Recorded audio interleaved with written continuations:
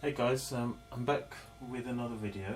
In this video I wanted to show you how you can go about easily constructing chords in any key. So last week we looked at the E minor chord, and just to recap what we did to create an interesting different chord is you had your E minor and then you took your first and your fifth them down one octave. So E and B went down one octave. E and B. And then you played it and it created this nice sounding chord, as opposed to this, which in itself sounds great, but when you've added this to it, it sounds very nice. And I showed you that you could play it in several different keys. You could do it in C minor, F minor, you can do B flat minor or E flat minor, many different ways.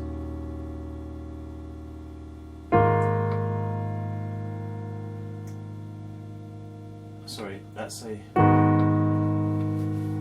flat minor,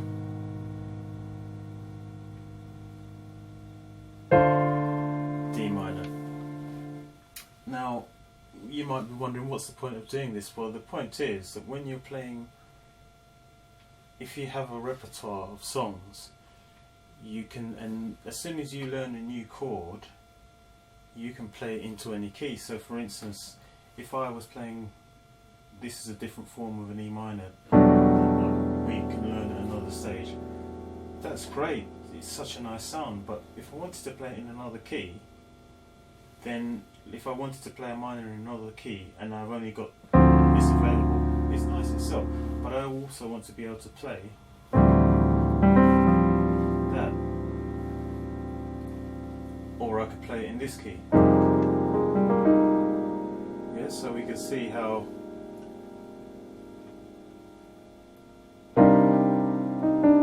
it's exactly the same chord but just played in different keys. And why I'm able to do this is because I know how to construct the chords. Any musician really, they know how to construct the chords based on the way the keyboard is laid out. So I just want to briefly go into this today. Now, it's important that you know what's called your intervals.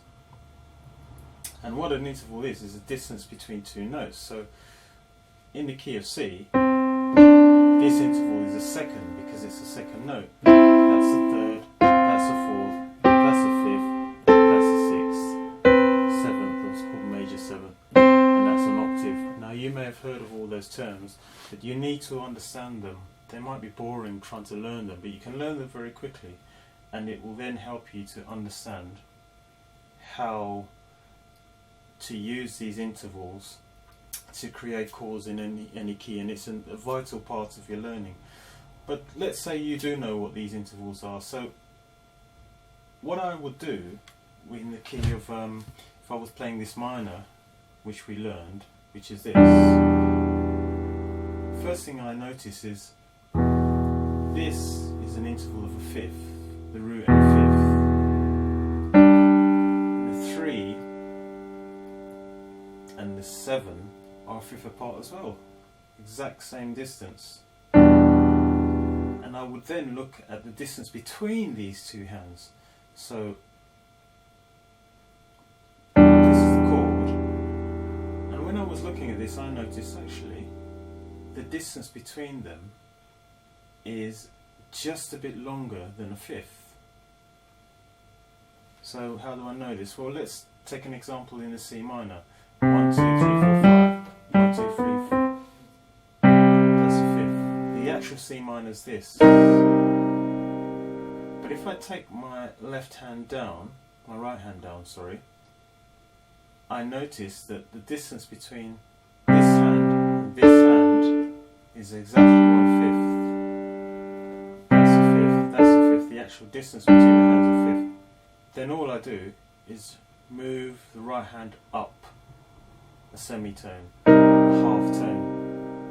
And that's how you find your minors. Of course, when you're playing, you're not going to do that, but when you're learning, it's a good idea. Like, this is F minor I'm going to play. If I separate the hands by 1/5, exactly a fifth, then I move the right hand up half tone. There you go. And this will work in any key as long as you know what your intervals are. So if I wanted to play E flat minor, I would look at the left hand, make the fifth, and then I'll play the right hand a fifth, play an interval of a fifth in the right hand, a fifth away from the left hand, which is that, and then just move it up. So that's an easy way of doing it. And once you've done that a few times, it then becomes very easy to know the notes that you need to play, because